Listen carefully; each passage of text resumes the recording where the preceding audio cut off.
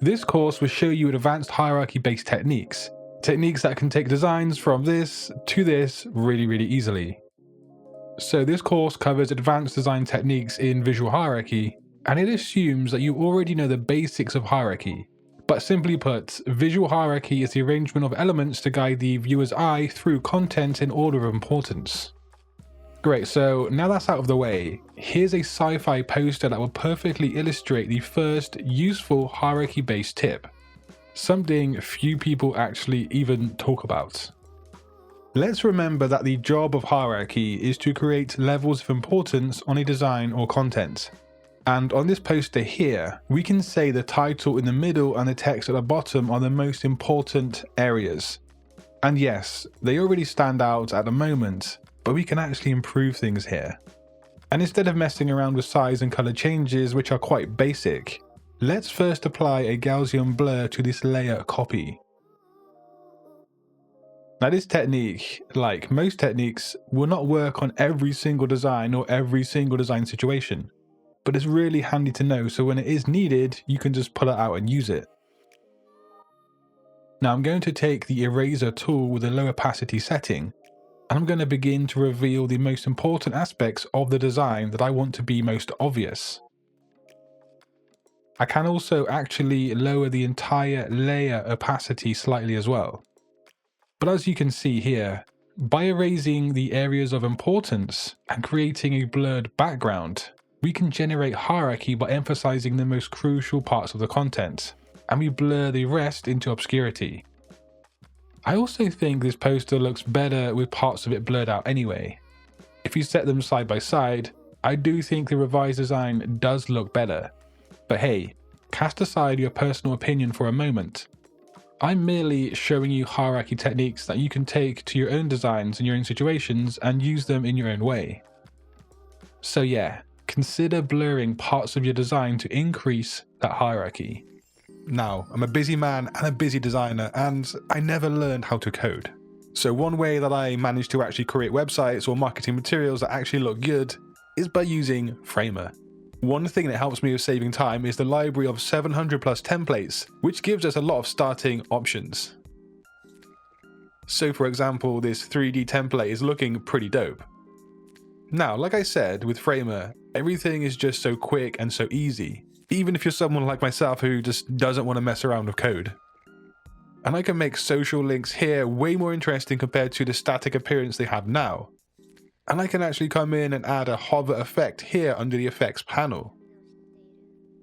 There are some settings to play around with, but if you come up and hit play here, look how smooth and how neat this animation looks after the fact. But if you really want to draw attention to your CTAs, I like the loop effect, which constantly plays out on your site. And this will surely drive those clicks. Now there are so many more features, more tools, and different ways to create stunning websites with Framer. And if you do want to make those cool websites, those effective websites for Framer, do click the link down below and check out Framer today. For the second advanced hierarchy technique, we have this poster design right here. And again, try not to focus too much on if you like the final outcome or not, I'm just showing you the techniques. But this design does look decent enough already, but when we consider color on this design, there isn't much contrast, which in turn means there's not much hierarchy via color use. Now there are two things we can do here really, and the first one is in regard to saturation.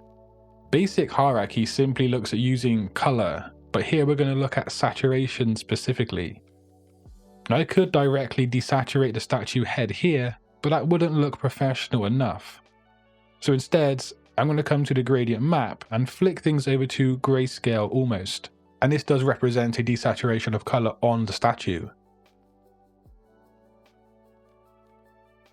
And as you can see, this already gives more importance to the headline of the poster, which, yes, is hierarchy. Before, the use of color did make it feel a bit lost, but now things look more distinguished and more contrast. We can change the text color at the bottom as well to just further that contrast. And speaking of contrast, let's go ahead and have a look at what things might look like if we do contrast the colors and not run with grayscale. I've actually desaturated the headline a tiny bit too, and we could keep the saturation increased up here, but I feel like it stands out enough anyway. The important thing to remember with hierarchy is that most of the other design principles come together to help it actually work, be it emphasis, size, color, balance, contrast, and so on.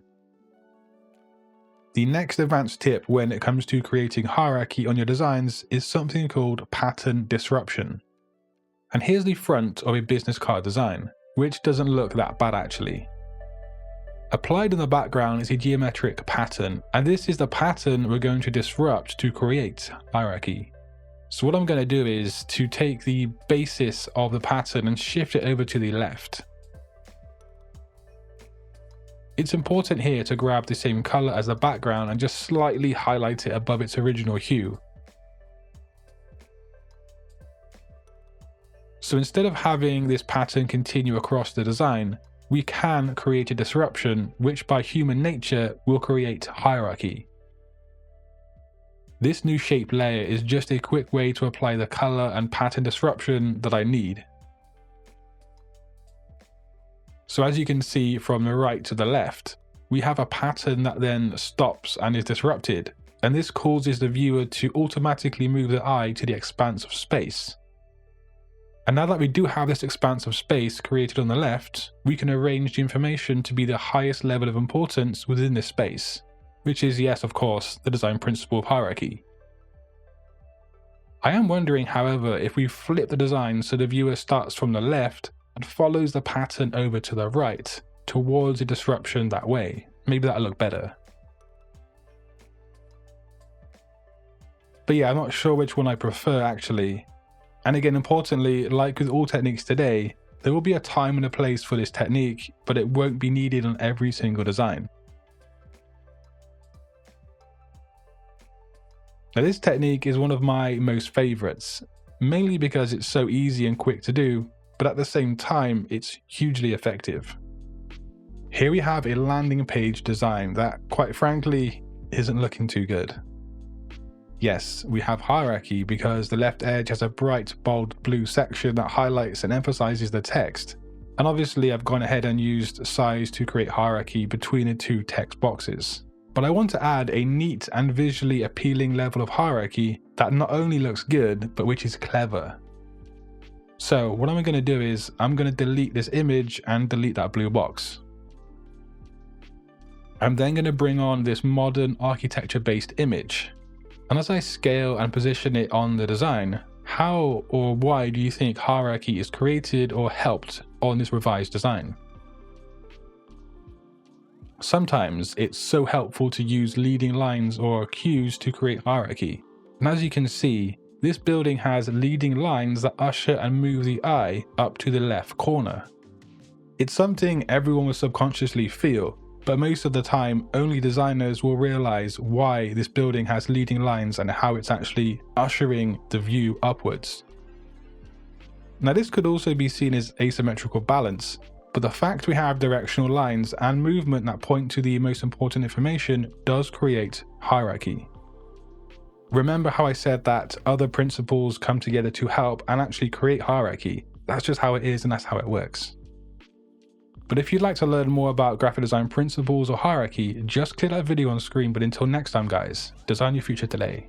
Peace.